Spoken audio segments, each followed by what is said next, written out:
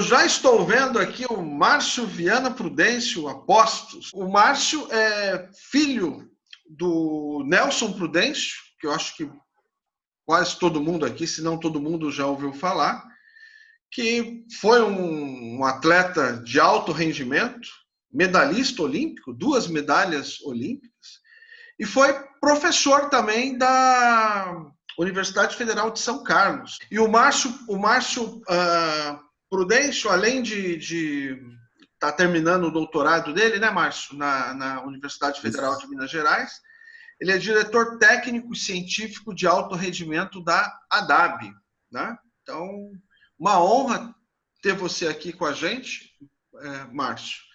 E tá contigo, meu amigo. Boa palestra.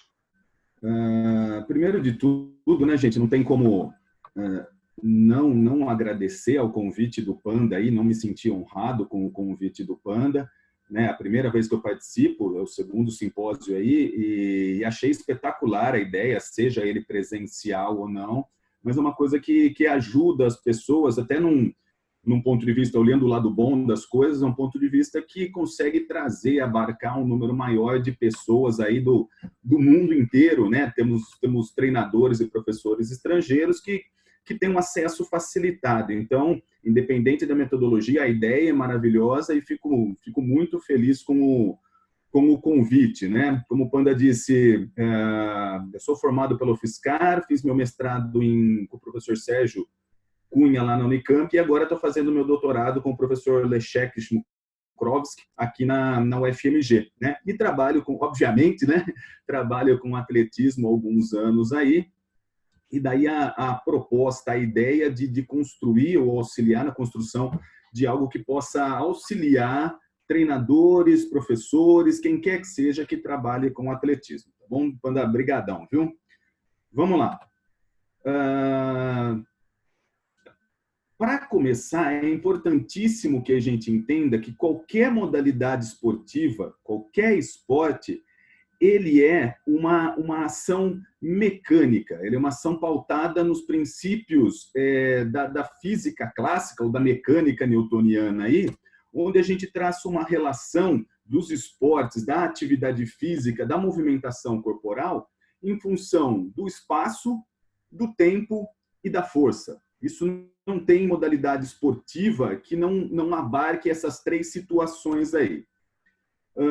Posto isso, a gente tem que entender que o atleta, para realizar essas atividades mecânicas, ele pode ser, não diria fracionado, ele pode ser entendido como uma biomáquina, né? Uma biomáquina sapiens, como a gente costuma falar aqui, onde, a partir dos postulados newtonianos aí de espaço, tempo, força, 3 sistemas ou 3 subsistemas vão ser fundamentais para a realização dos exercícios, né? Sistemas esses que são o sistema locomotor, o sistema de fornecimento de energia para que essas ações aconteçam, e o sistema informático, que é quem vai controlar, quem vai ser o responsável para a organização de todas essas atividades, qualquer que seja a modalidade esportiva.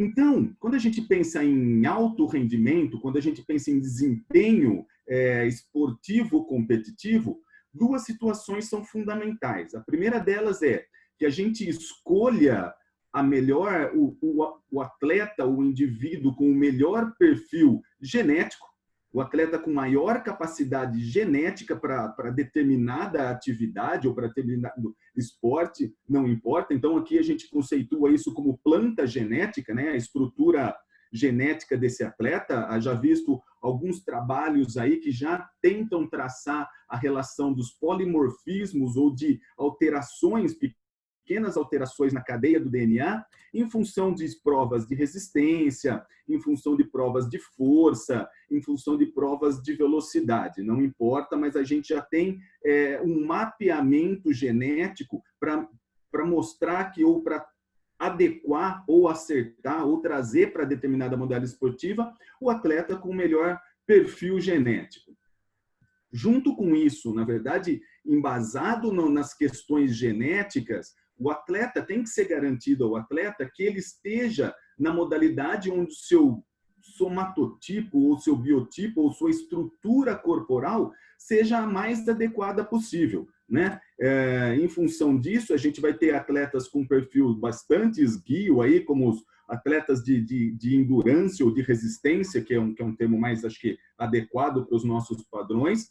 A gente vai ter atletas mais fortes e mais rápidos, e no atletismo é muito claro esse fracionamento, essa divisão entre perfis corporais, entre somatotipos, basicamente entre fundistas e arremessadores. Então, precisa ser determinado qual é a melhor estrutura genética, mas a partir do momento que foi detectado isso de forma genética ou de forma de testes motores, né, como falou o professor Alex na sexta-feira aí, eu preciso garantir que esse potencial genético todo esteja alocado, perdão, na melhor prova, ou na prova onde ele vai conseguir render um pouco mais, como mostra os trabalhos aí de Sanches Puccini, de Gamboa e de Stankovic, agora de 2018.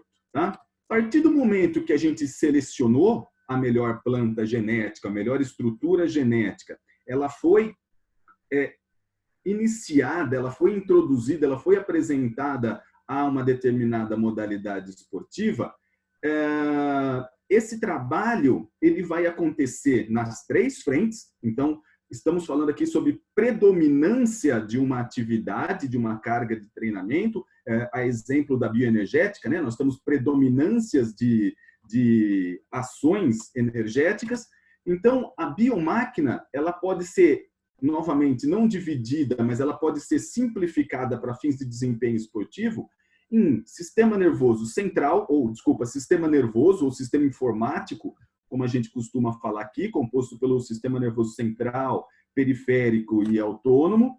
A gente tem o sistema energético, que é o responsável por fornecer energia para as atividades esportivas, quer em treino, quer em competição, e o sistema locomotor, composto aí pelo sistema muscular, ósseo, articular e suas ligações, né, entre esses 3 elementos aí do subsistema locomotor. Tá? Então, a partir do momento que foi selecionada a melhor planta genética, ela foi apresentada a determinada modalidade esportiva, tudo o que acontece com esse atleta, não só no macrociclo, não só no seu ano de treinamento, mas pensando na sua vida esportiva, ela passa a ser importante ou, em alguns casos, determinante para que esse atleta aconteça, para que esse atleta chegue, esse atleta alcance o alto nível. Então, dentro de um processo ontogênico, né, onde a gente observa desde do embrião até o alcance ao alto nível, ou até o melhor resultado esportivo, e assim, a professora Kátia Rubio fala isso maravilhosamente bem, sobre a vida de pós-atleta, né, toda a evolução da vida do atleta, ela passa a ser importante para que o atleta chegue num determinado nível de desempenho. Então, processos de crescimento, desenvolvimento e maturação, eles têm que ser observados, eles têm que ser adequados às ações fornecidas nas diferentes faixas etárias, elas têm que ser adequadas para aquele processo ou para aquele período ontogênico, onde o atleta vai nascer, vai crescer, vai se desenvolver ao longo dos anos. E aí, se a gente for parar para pensar, se ele for ficar sentado, parado, sem realizar ação nenhuma, esse processo ontogênico, esse processo de crescimento e maturação e depois declínio, ele vai acontecer. Só que o professor Fabrício falou muito bem, né? Como é que a gente pode otimizar esse processo ontogênico, pensando que a gente quer que esse menino chegue ao alto nível? Então, dentro desse processo de crescimento, as diferentes modalidades esportivas, elas vão ter pontos de alcance do rendimento máximo também em em idades distintas, né? Então, nós temos provas que requerem uma maturação muito precoce, um aprendizado muito precoce E isso o treinador tem que entender para fornecer o melhor subsídio para que esse atleta chegue em idade tenra no alto nível, como exemplo a ginástica olímpica aí, né? Nós temos outras atividades, outros atletas permitem ser um pouco mais velhos, né? Se a gente for pensar no caso do João tinha 21 anos, né, em 75, né, e 26 anos na Olimpíada de Moscou, e outras provas onde a longevidade está atrelada ao processo ontogênico ou o processo de crescimento, de alcance do alto nível, como uma maratona aí, né? O Vanderlei tinha 35 anos lá em Atenas, então mostra como é importante a gente conduzir as atividades para que, independente da idade alvo ou da idade pico, esse atleta seja subsidiado pela melhor quantidade de maior e melhor quantidade de informações possíveis.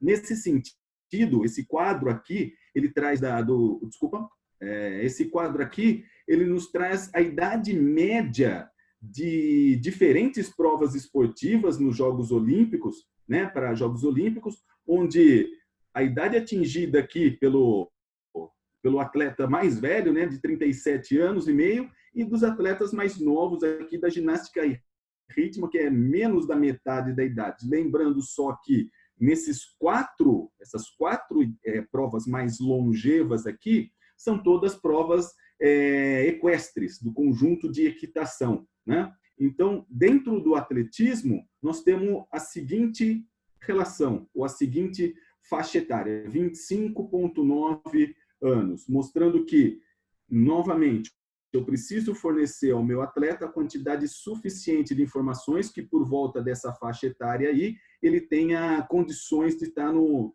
alto nível. Peraí que travou um pouquinho aqui. Aqui. Então, uma vez que eu preciso fornecer as melhores informações, as melhores atividades, os melhores conjunto de coisas para que esse atleta cresça, a gente precisa entender como essa máquina, como essa biomáquina se constrói. Diferente de uma máquina que produz trabalho mecânico, qualquer máquina que produza trabalho mecânico, onde eu posso trocar um processador, posso colocar mais memória, ou posso aumentar o braço de alavanca dela, ou posso aumentar o torque dela, mecanicamente, substituindo peças, a biomáquina ou o atleta, ele se autoconstrói. É um processo de autoconstrução, onde, como eu falei lá no processo ontogênico, se ele ficar paradinho, ele vai conseguir crescer, mas a partir do momento que eu dou as maiores informações, ele vai se construindo de forma otimizada, de forma melhor do que se ele só ficar separado. Então, olhando o trabalho da década de 50 do Hans Selye, né, onde ele fala da síndrome geral da adaptação, essas são as principais atividades, ou as principais se autoconstrua. Então, aspectos de motivação, né, aspectos informáticos, aspectos nutricionais e, como é da nossa praia, do nosso métier, a carga de treinamento, a atividade esportiva com que vai fazer com que ele renda muito mais, quando ele renda de forma otimizada.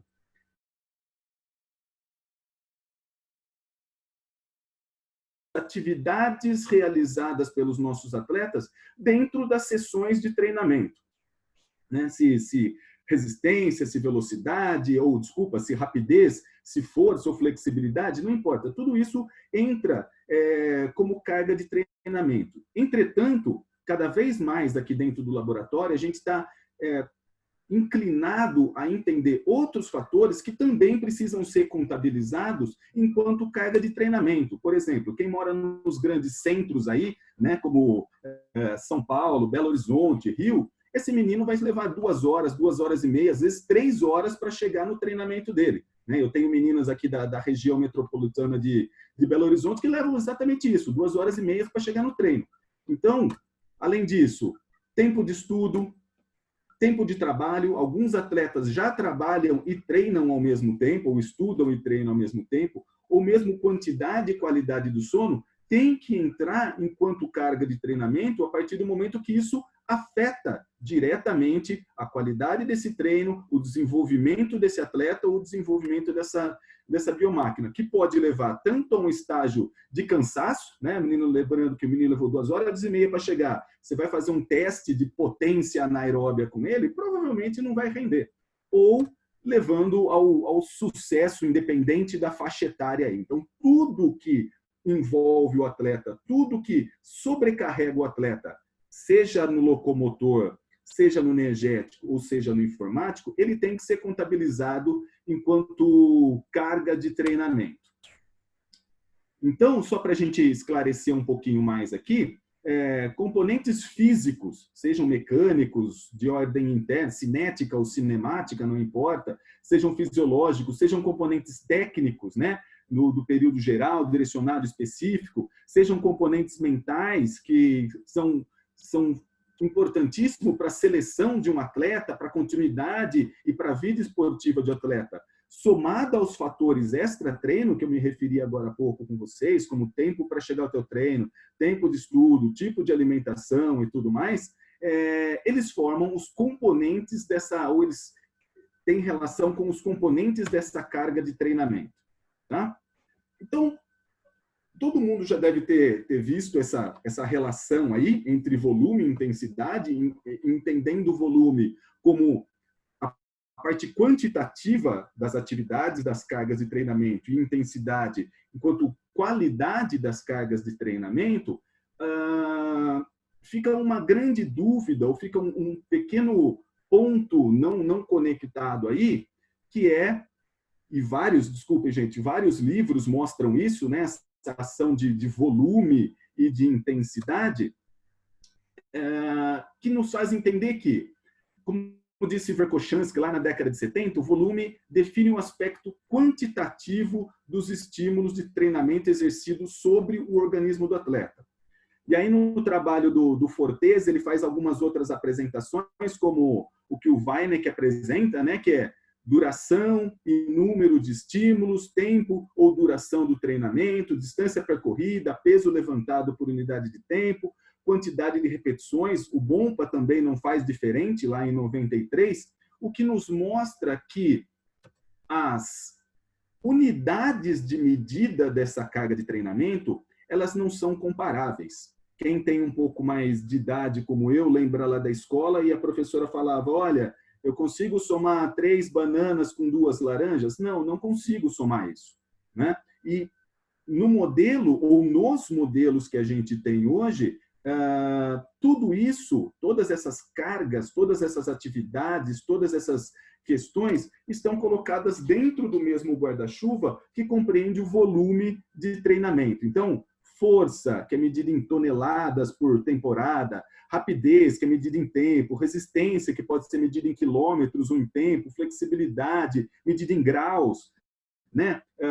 Atividades extra-treinamento, horas, medida em horas, ou qualidade do sono, que é medida através, normalmente, de uma escala chamada de escala de Pittsburgh. Atividades técnicas ou coordenativas, elas estão todas dentro desse mesmo, ou sob esse mesmo guarda-chuva, que é conhecido como volume. E muitas vezes elas não se conversam. Por quê? Porque não tem unidades de medidas iguais, não tem o mesmo denominador comum.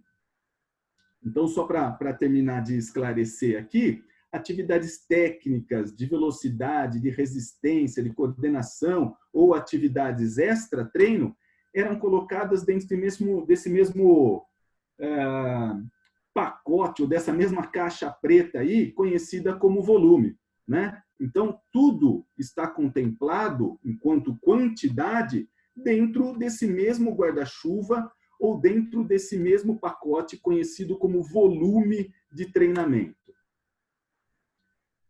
Sendo assim, uma vez que a gente tem unidades que não se conversam, unidades de medida, de diferentes capacidades que não se conversam, a proposta desenvolvida, ou a proposta que a gente trabalha aqui dentro do Laboratório de Avaliação da Carga da Federal aqui de Minas Gerais, conhecida como PRACT, né? Que é Planejamento, Registro e Análise da Carga de Treinamento Esportivo, ela utiliza como denominador comum ou utiliza como parâmetro de equiparação, seja para atividades técnicas específicas, seja para o desenvolvimento... Chega pra lá.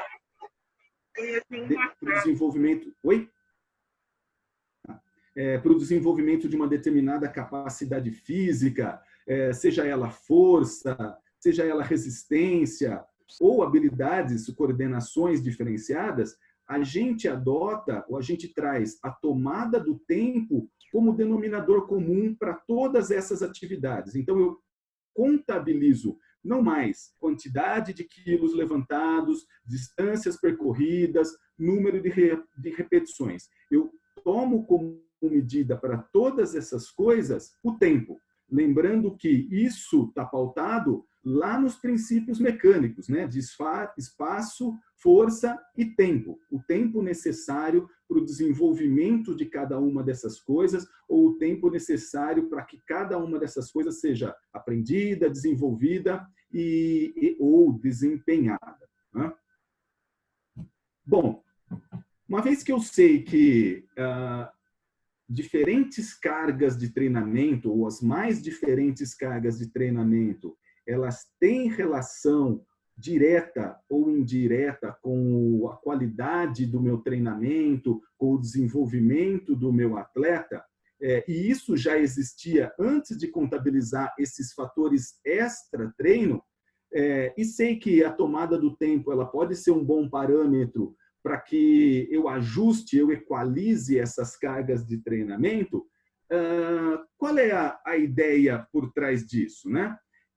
O ponto central da tecnologia Practi é justamente a criação de catálogos dos grupos de meio de treinamento que são compêndios codificados, né, para colocar tudo que envolve ou tudo que tem relação com o desenvolvimento de uma determinada modalidade esportiva. Então, são, como está descrito aí, compêndios codificados de grupos de meios de treinamento para o desenvolvimento das modalidades esportivas, qualquer que seja ela. Então, a partir do momento que eu descrevo tudo que está composto dentro do meu treino, né, tudo que meus atletas vão executar, e aí eu o faço de forma sequencial, né, e eu vou mostrar para vocês qual é a nossa linha de raciocínio quando a gente se refere ao sequencial.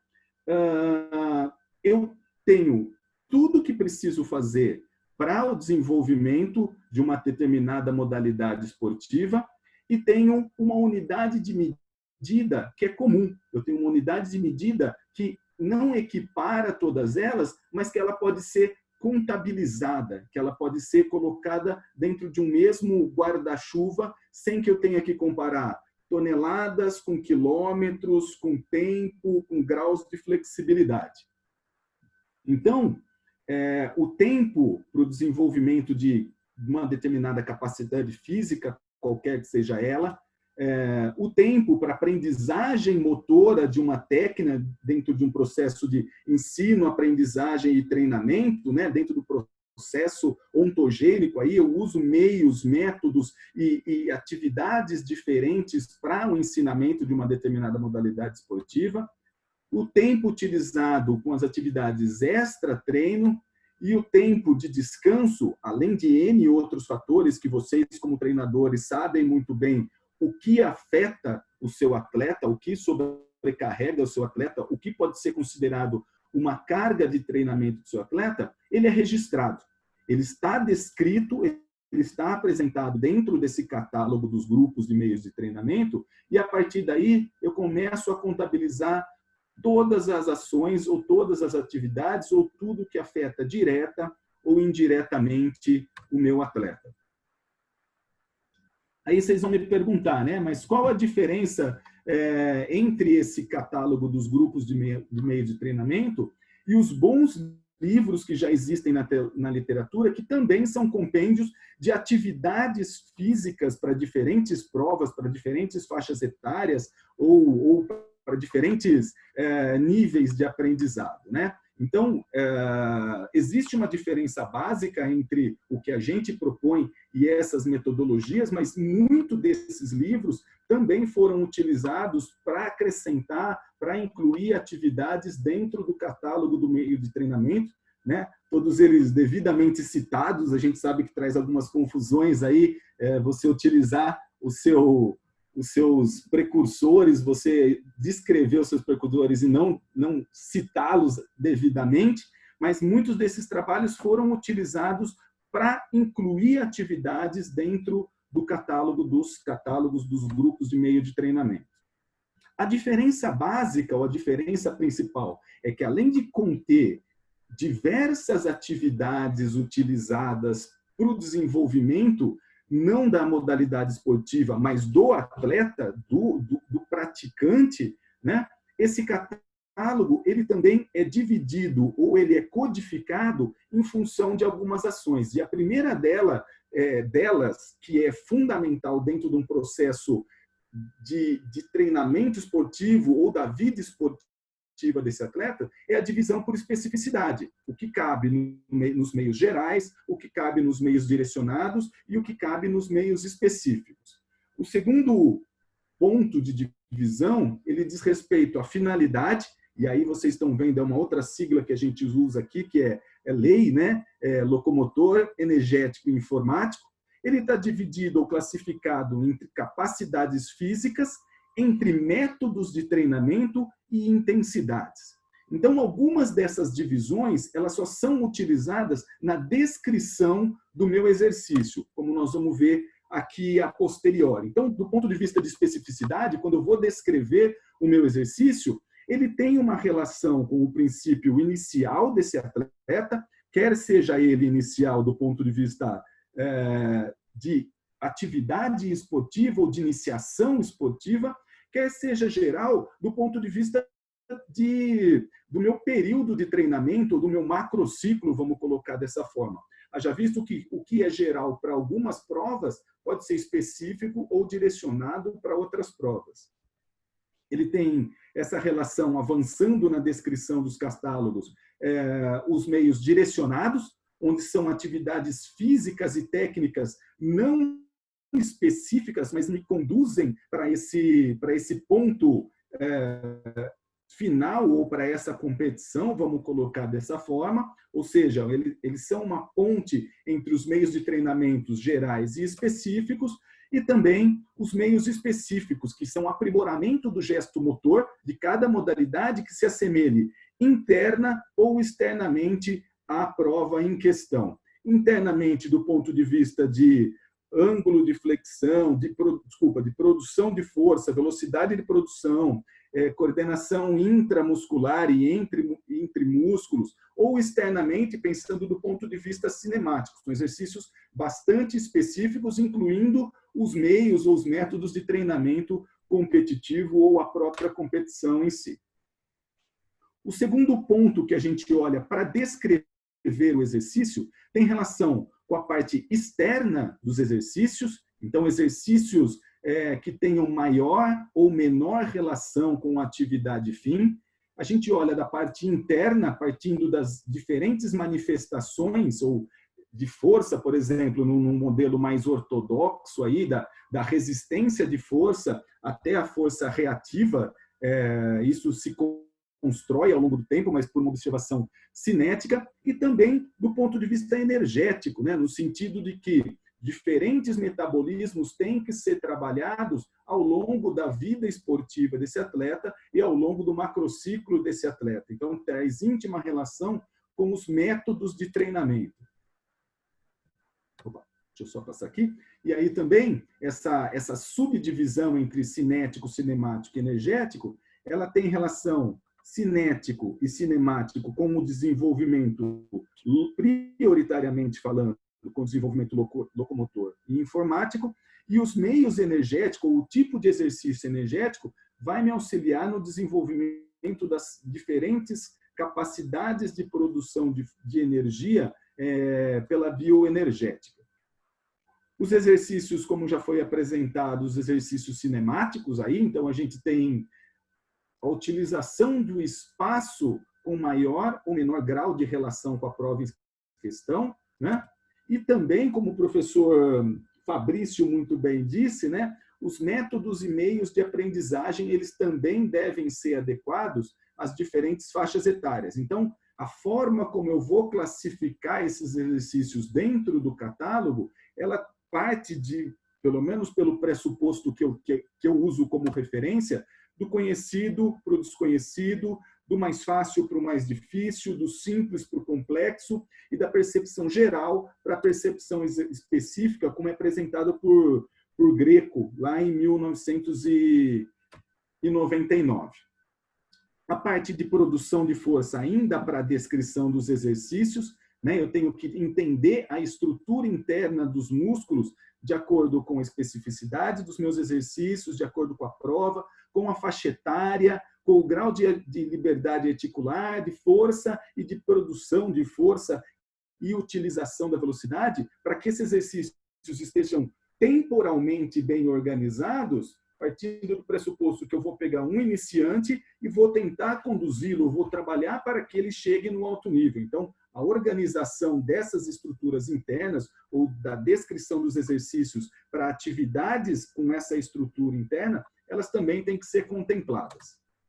E, por fim, as capacidades físicas, né, que a gente trabalha não mais em relação à força, resistência e velocidade, mas a gente vem trabalhando num construto que é não mais velocidade, mas mobilidade, onde estão abarcados conceitos de rapidez, de flexibilidade, de coordenação. Então, eu desenvolvo essas 3 capacidades ao longo do meu processo de treinamento esportivo. Com origem ou com fonte ou com um olho mais voltado para as questões energéticas, eu trabalho os métodos de treinamento para o desenvolvimento sob uma ótica bastante conhecida por todos vocês, que são os métodos de repetição, os métodos contínuos e os métodos fracionados e suas subdivisões aí, né, de intensidade estável ou variável, ou mesmo dentro dos fracionados, intervalado por extensivo ou intensivo, ou método de repetição. E também, por fim, agora sim, né, de acordo com a intensidade do exercício, se eu quero desenvolver capacidade aeróbia ou se eu quero desenvolver o meu anaeróbio alático, vamos colocar dessa forma, assim. Então, o catálogo dos grupos de meio de treinamento, ele vai ter basicamente a seguinte apresentação, em linhas gerais, onde aqui à esquerda eu tenho a codificação desses exercícios, ou melhor, a codificação dos grupos de meios de exercício, como grupos de corrida, grupos de força, grupos de flexibilidade, e aí, fracionadamente, eu vou colocando tudo que contempla lá. Eu tenho a divisão entre geral, direcionado e específico, e aqui, de acordo com a finalidade do exercício, se ele tem uma predominância locomotora, se ele tem uma predominância, um objetivo principal em desenvolver aspectos energéticos, ou se ele tem uma predominância ou a intenção de desenvolver os aspectos informáticos do meu atleta. Eu tenho um fracionamento em função do método que eu vou utilizar, entre de repetição, contínuos e fracionados, e também de acordo com a intensidade com que vai ser utilizado esses métodos de treinamento. Lembrando sempre que tudo isso, todos esses exercícios que são apresentados aqui, quando eu vou prescrever a minha sessão de treino, eu vou contabilizar o tempo de tudo que foi feito, uma vez que nem sempre o que eu planejo eu consigo executar por diferentes fatores, então isso torna muito mais fidedigno do que eu colocar lá na minha planilha de treino e não conseguir executar e achar que aquilo não tem interferência no desenvolvimento do atleta. Pode não ter no tempo necessário ou na quantidade necessária, mas eu posso fracionar essas diferentes atividades ao longo dos dias, ao longo da semana, desde que eu contabilize o tempo real de cada uma dessas atividades. Uma vez que eu já tenho tudo que foi medido dentro desse catálogo, organizado de forma geral para o direcionado, para o específico, pensando do mais genérico para o mais específico, do menos intenso para o mais intenso, utilizando os métodos e meios de treinamento de aprendizagem do mais simples para o mais complexo.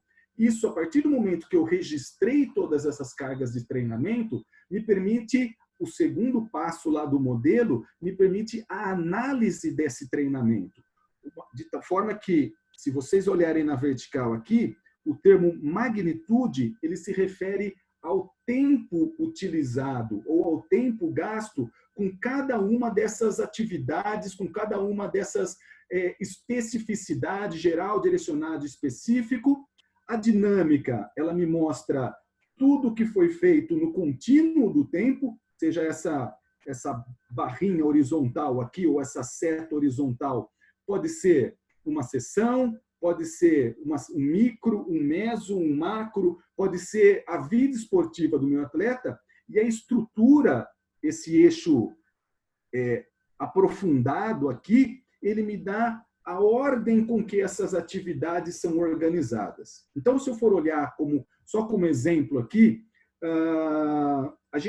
eu vou mostrar para vocês essa questão da especificidade do treino, né, dos meios gerais, direcionados específicos, como eles podem ser apresentados para entender se o meu treinamento está sendo utilizado, está sendo profícuo, está sendo otimizado ou não. Então, por exemplo, no início da temporada, os meios gerais, né? Eu vou diminuindo os meios gerais, isso é só uma apresentação hipotética, mas eu vou apresentar para vocês uma situação real.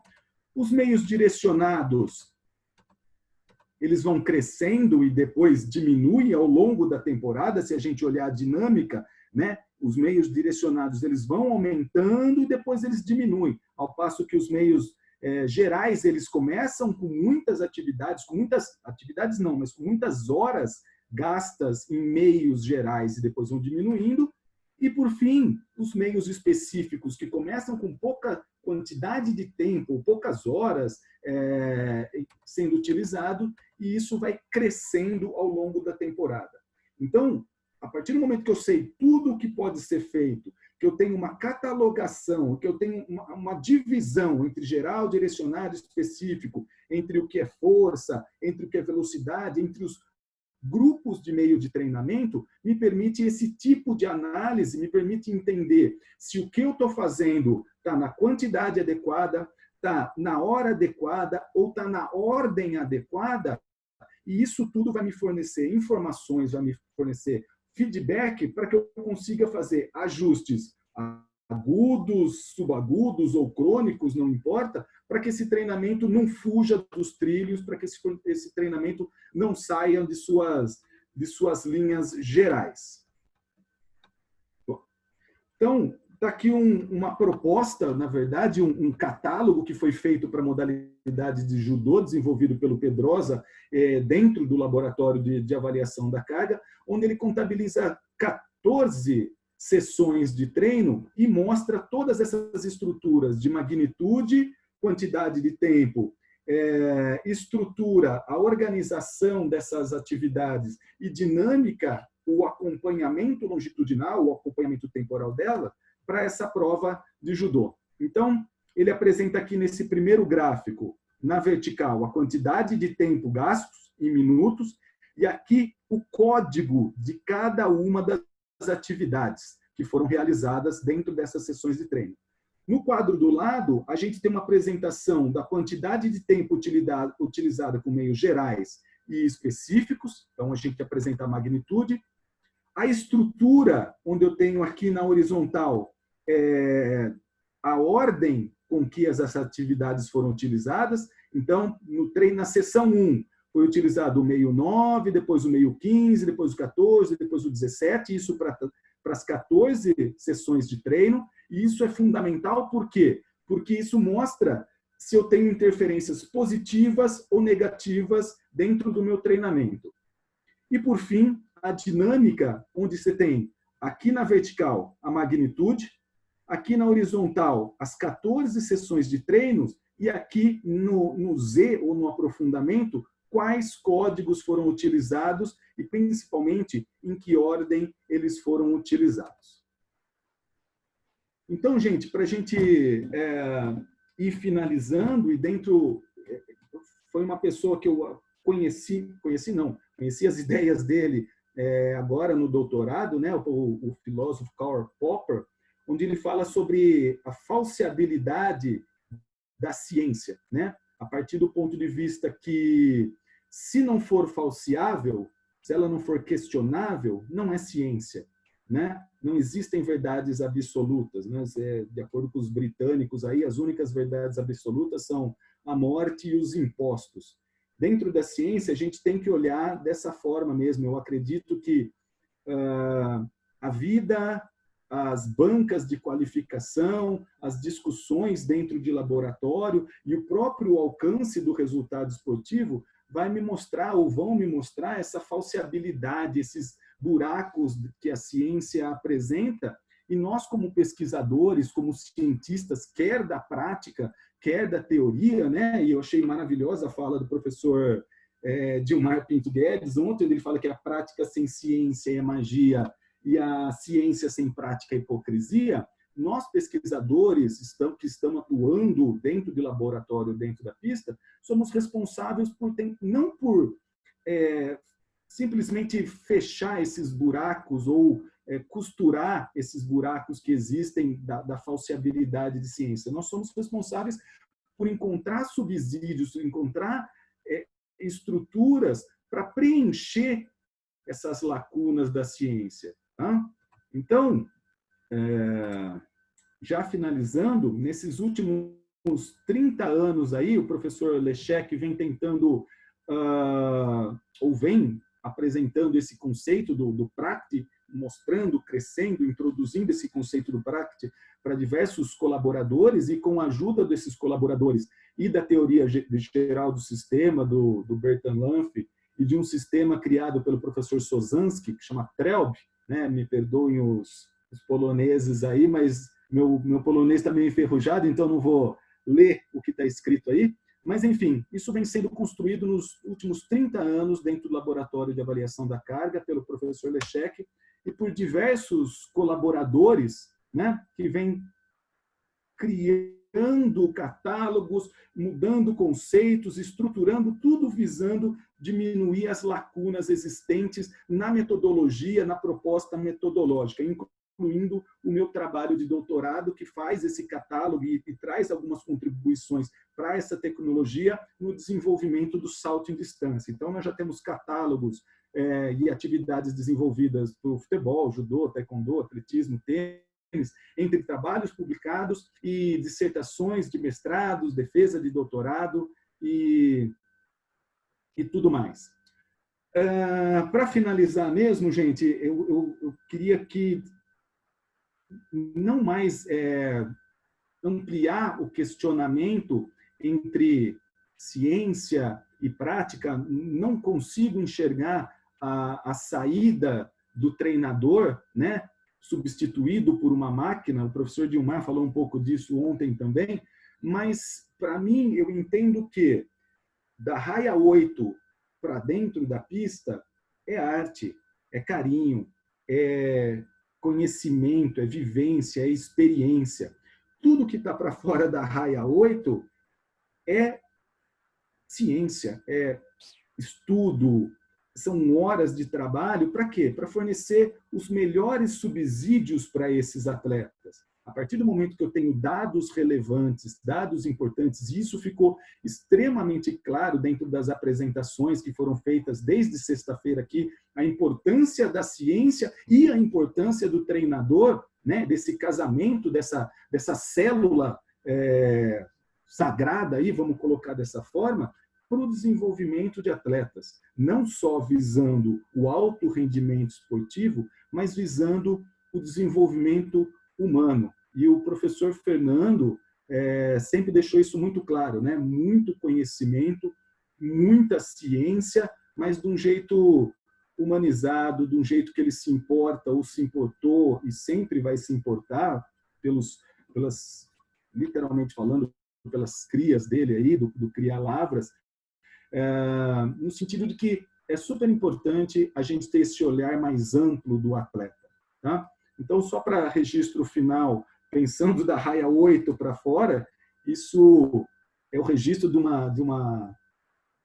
uma reunião de orientação, né, onde milhões de coisas foram discutidas e rascunhadas e apresentadas, mas da raia 8 para dentro é carinho, é humanização, é entendimento de todas essas coisas em prol dessa meninada aí. Então, gostaria muito de agradecer ao professor Panda, a ADAB, pelo convite e pela confiança, e desejar toda a sorte do mundo a todos do Cria Lavras, Pedro, Pablo, toda essa turma que vem segurando a petrica aí, como dizia meu pai, e estamos aqui juntos, né? O Nélio me apresentou um conceito uma vez, onde ele fala sobre competição, né? Ele trouxe esse conceito da Europa, e é bem isso mesmo. Dentro da pista a gente vai divergir, o meu atleta vai disputar com o seu, mas fora da pista a gente tem tudo para crescer junto em prol dessa meninada aí. Muito obrigado a todos. Gostaria de agradecer enormemente aí, só para deixar os meus contatos aqui, agradecer ao Panda e a todos Ô, Márcio, desce só mais um slide para aparecer os seus contatos. Isso, eu vou abrir ele aqui, Panda. Isso, o pessoal está pedindo os seus contatos. Prontinho, tá aí, gente. Esse é meu e-mail, meu Facebook e meus Instagrams da minha turminha lá. Muito legal a apresentação, muito legal mesmo. Muito bacana. Gostei muito, o pessoal gostou, várias mensagens aí. E essa questão que toda hora a gente discute, né, que é esse casamento aí da ciência com a prática, uma das coisas que o Fernando fazia bem era transitar por esses dois mundos, né? Exatamente. Eu acho que o modelo ideal é esse. Se a gente conseguir transitar pelos dois mundos, a coisa flui com mais facilidade. E transitou num sentido mais amplo, né? Atletas, excelentes atletas deles são mestrandos, são doutorandos. Então, não é só o transitar, é o influenciar de forma maravilhosa. Exatamente. Por isso que a gente fala que o projeto é mais do que um projeto de atletismo, ganhou uma dimensão gigantesca, que talvez nem ele esperasse. Né? Nunca vai ser só atletismo, né? Se ele teve essa ideia da dimensão que o projeto poderia tomar. Por isso que a gente tem a obrigação, na falta dele, de fazer o possível e o impossível para manter esse projeto de pé. E é o que a gente pede, tem pedido aqui. O simpósio é uma homenagem a ele, uma homenagem póstuma, em memória ao Fernando. Mas quando a gente pensou em fazer essa homenagem, dedicando o simpósio a ele, na hora me veio ele falando comigo. Pô, legal, só homenagem? Vamos fazer alguma coisa? Vamos fazer alguma coisa concreta? Homenagem eu não quero. Eu quero o projeto vivendo, com recursos, porque ele bancava o projeto. Então, por isso que a gente pede qualquer contribuição. Eu vou fazer a minha hoje, porque R$25, R$30 já se todo mundo doar um pouquinho. Lembrando, o projeto não tem apoio de prefeitura, de governo, de ninguém, nem de empresa. É um projeto que o Fernando bancava com recursos próprios e fazia com paixão. E é um projeto que mudou a vida de muita gente. Pessoas que muitas vezes estavam em situação de vulnerabilidade social entraram no projeto. Alguns se tornaram atletas de alto rendimento. Outros, pelo atletismo, pelo esporte, se tornaram cidadãos melhores. Outros professores, fazendo mestrado, talvez até doutorado hoje já. Alunos que passaram por lá, né? Crianças que passaram por lá. Então, é um projeto com uma dimensão gigantesca. Bom, muito obrigado, Márcio. Sensacional. Um prazer ter você aqui no segundo simpósio. Nós estamos pensando em fazer esse simpósio anual e eu espero que você esteja presente em todos daqui para frente. Contem sempre comigo. Foi um prazer imenso. E muito obrigado. Gente. Obrigado. Muito obrigado.